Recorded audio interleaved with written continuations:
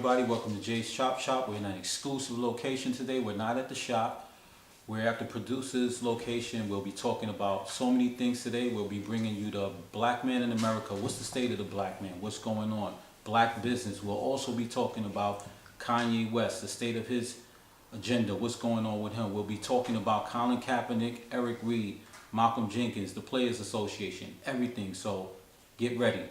So, my question today is, what is going on with the black man, the state of the black man, black business, our economics? In my opinion, the black man is losing. We are not making the money we should be making. We're not getting the just due we should be having. Just because you have athletes like LeBron James, all these other athletes, Kevin Durant, all these big athletes, Stephen Curry, you can name them, etc. We still don't have anything significant in America as a black man. Yes, they make millions of dollars, but they don't have nothing solid as far as black business. They do have some similarities in business and what they can do, but they don't have a pinnacle piece in America. How can we change this? What are we going to do? What do you think we should do as black men in America to get our piece of the pie in this country you live in? You got to take it back to the grassroots. You got to set up programs that re-educate us on thinking as becoming future businessmen. Such as? If you look at, well, we keep it black and white. If you look at it, you notice when a white kid grows up, he's taught to take a leadership role and to make decisions. When we're growing up, your mother make all the decisions for you. You don't really start learning to make decisions until around high school or college, which actually is kind of late. Okay, I understand that part, but in certain senses, I don't want to use the excuse where we never have chances or we're always put in the box where they make things hard for us. In some cases, they do. Here's the thing.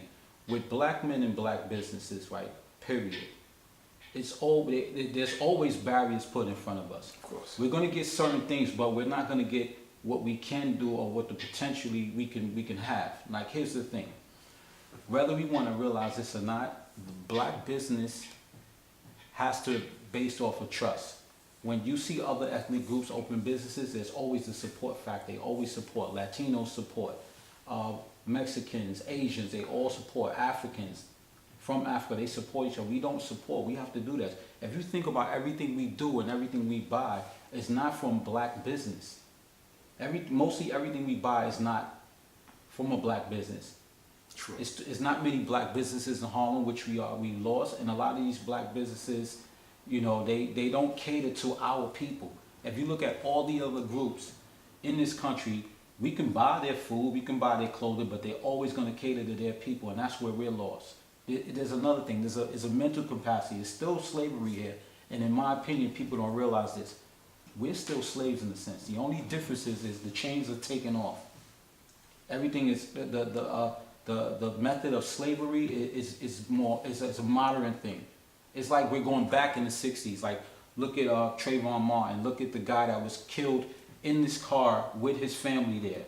So it's like Malcolm X, Martin Luther King, Marcus Garvey, all these great black men that fought for equal equality in this country. Did they really achieve it? Because it's like things are going backwards. It's like we're living in the 60s again. I wasn't even born in the 60s.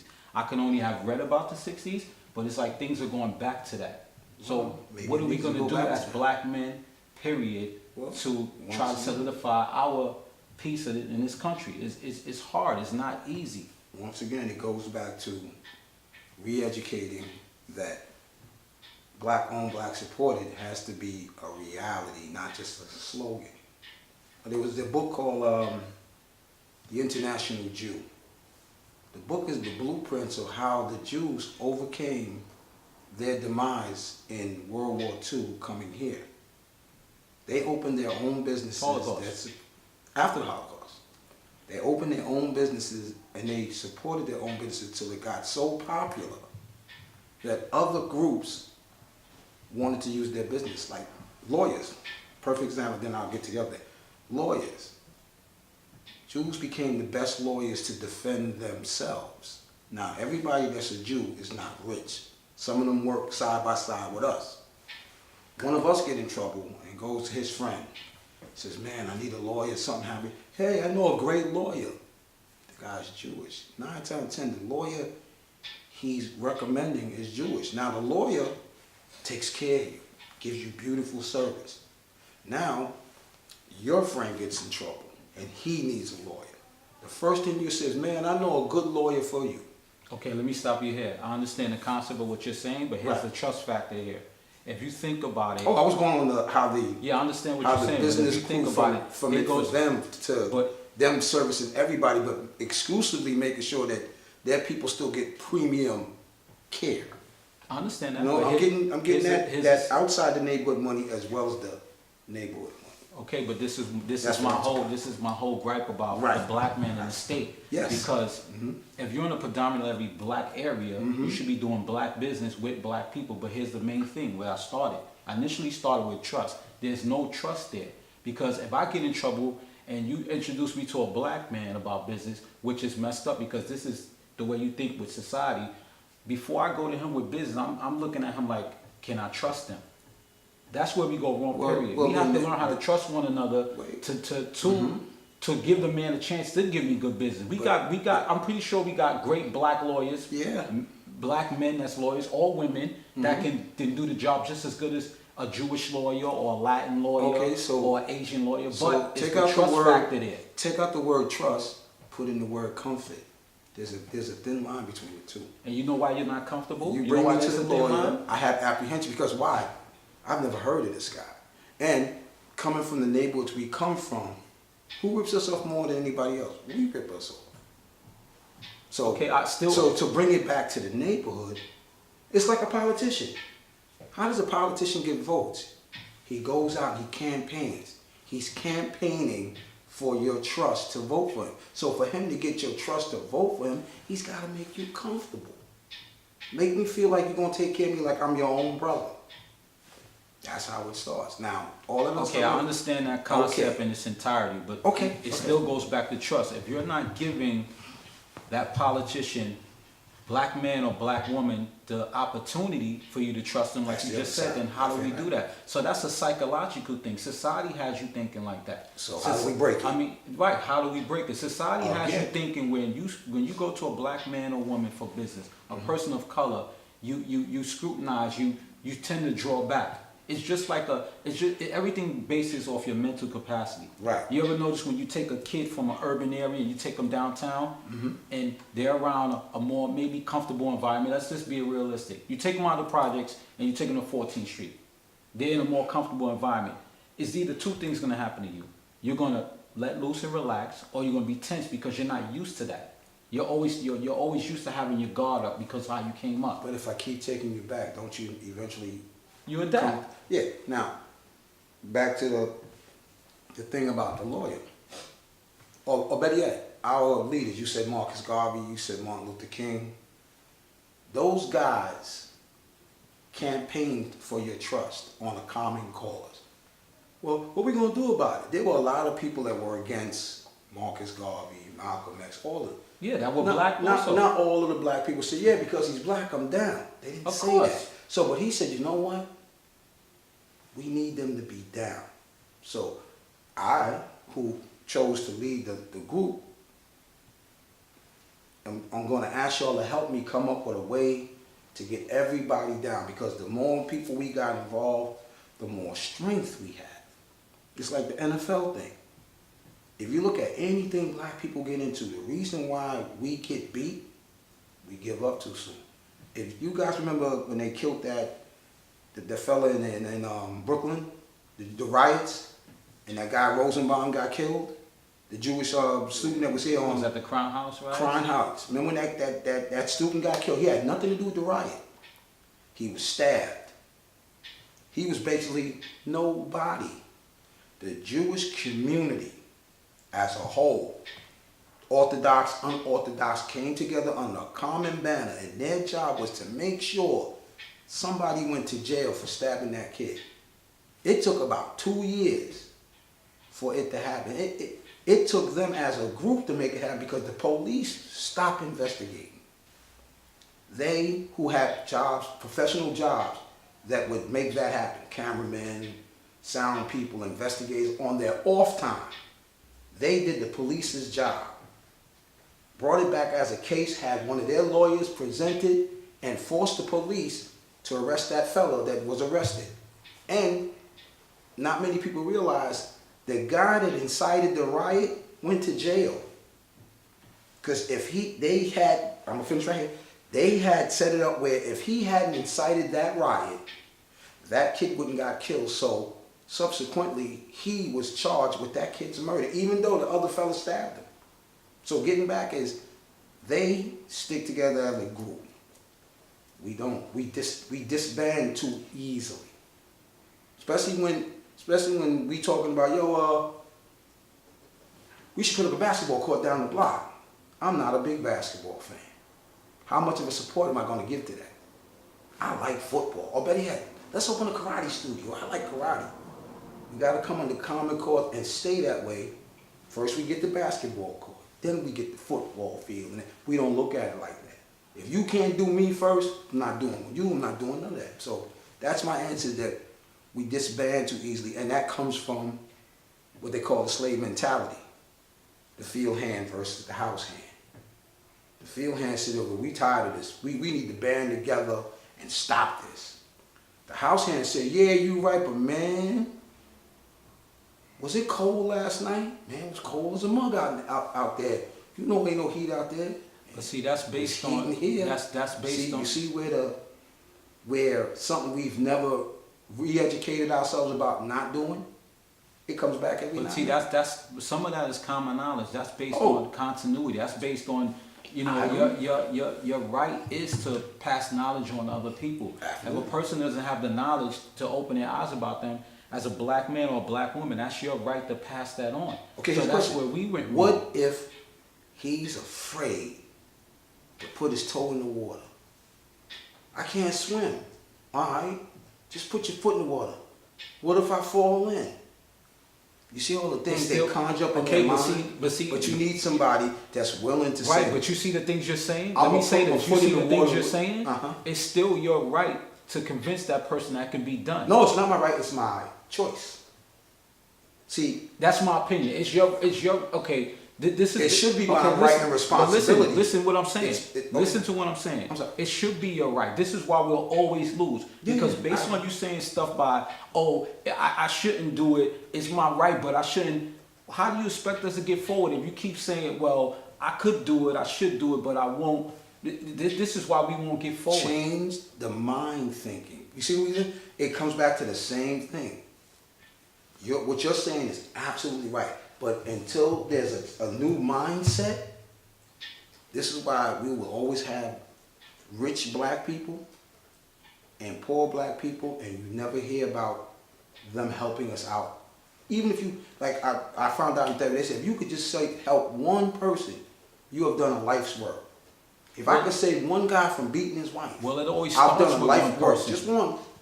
So anything after that is a bonus. It always starts with one person, but like my point is, you can't keep having the mentality of saying, well, to me, it's your right. It's your right to do that. If you see, here's the thing, and this is how most black people don't think. This is my personal opinion. If you care about your people, you care about your people as a whole. It's your right to be able to try to reach each and every person you can, or at least make the attempt. If you care about yours, because every other ethnic group is doing that and they're winning. We're not winning anything. You think because these athletes have all this money, they're winning. They're living a certain lifestyle. But the people that's supporting them, buying tickets, buying their apparel, who's most of the people that's buying stuff and buying their apparel? The people who don't have it, the people who are killing themselves to go watch it. Because the people who have it, and I'm not against a person that has it and worked hard to have it, but the people that don't have it are killing themselves to be there, because that's where they're making all that money at. But if you don't, let me finish. If you sincerely care about your race and your people as a whole, you should be willing to do whatever you can to reach whoever you can and how many you can to try to make some type of goal, some type of change. Because if we keep going, oh well, it's not my right, and this is, to me, this is one of the most ignorant things a person could say. Oh, as long as my family's good, I'm fine. You're a black man, you're a black woman. All you care about is your family, that's it? Because I guarantee you, when you see Latin people talk, whether he's from Mexico, he's from the Dominican Republic, he's from Portugal, if they're speaking that Latin language, they're gonna rub elbows and they're gonna do what they gotta do to move forward. We're not gonna do that. Because you'll say, well, I'm black, I'm from New York. You're black, you're from Cleveland. France or whatever. Oh, okay, even further. Or whatever. Just, oh, well, you from Africa, you from here, you from here, Cleveland, you from Buffalo. Or, what's the difference? The only difference is Mindset. right. The only difference is your upbringing might be a little different from mine, but in the end of the day, we're still people of color, and this is why we're always gonna lose. This is why we're always gonna lose until we change something and really try to make strides. We're not gonna win. Okay, we're not so gonna win. What would you change?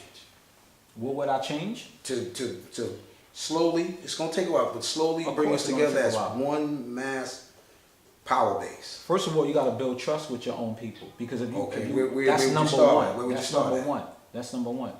First of all, to do that, you got to start with yourself. That's number one. Well, Because that- I can't. you don't okay, done we'll you. get past that. You right? don't We got past you it. got you want to pass this on It and teach the next it little goes brother. back. It goes right to, if I want to reach this brother or this sister, you got to be willing to step forward with them and express yourself as that person and let them know what type of person you are, where you coming from, and are you just willing to listen? Because half the battle, most of the battle is, are you just willing to listen to what I got to say for a minute? You ain't got to make a whole long drawn out, soliloquy of what you're doing, but are you willing to listen to what I got to say? Well, Because some any are, conscious some person aren't. right now in this country, in my opinion, if you think we're winning as black people, something's wrong. We're not winning nothing. We're not winning Well, nothing. once again, we're not How are winning we? because How are of- we winning? How are we winning in the same things that were happening before I was even thought about, and maybe you were just thought about? It's happening in 2018. There's an old saying that goes, if you don't learn from your history, you're bound to repeat it. And nobody's learned from our history. What happens is, I was reading the Sun paper years ago, and they had this business, and it was all black, and they hired a white guy. Good thing, they hired the white guy. You know what the first thing the white guy did? He opened the door and told everybody, yo, they're hiring us. Change roles. It's an all-white business. They hired the first black guy. One, yo, shh. The same for everybody. Now, you could either come in and take a seat, or you can go back out and send the next guy in. But who's saying that? This was The something that employer? happened. The Are you establishment. saying? Are you saying the person of color that was getting hired is saying be quiet, or the employer? No, the employer is telling him, we're hiring but- you. okay, let me- Do okay. not open the door and yell, yo, they hiring Okay, color but let folk." me- let me- He came in and he took his seat. Let me interject right there, because this happens, and whether you know this or not, this happens a lot with us as black people. There's always going to be that little stigma where they're going to make it a little hard for you. I'm not making No doubt. excuses saying No that, doubt. because I've seen this offhand with friends of mine. They were feeding the homeless. That was their job. That was their job at one time. Okay. One Latin person got in. After a while, they want the whole business to be Latin. So it's always that stigma where we can't coincide as black people and be all black people working in one establishment. Just like the McDonald's situation. You remember we walked into McDonald's and we were in the Spanish area, and everybody that was employees in that McDonald's was Spanish? That's a form of racism. Because if I was to walk in there and say I'm looking for a job and I qualify for you to hire me for a job and you don't, that's discrimination. What'd you Just do when they because didn't hire you? you're supposed to do what you have to do. You're supposed to complain. You're supposed to call whoever you need to call. And how many of us do?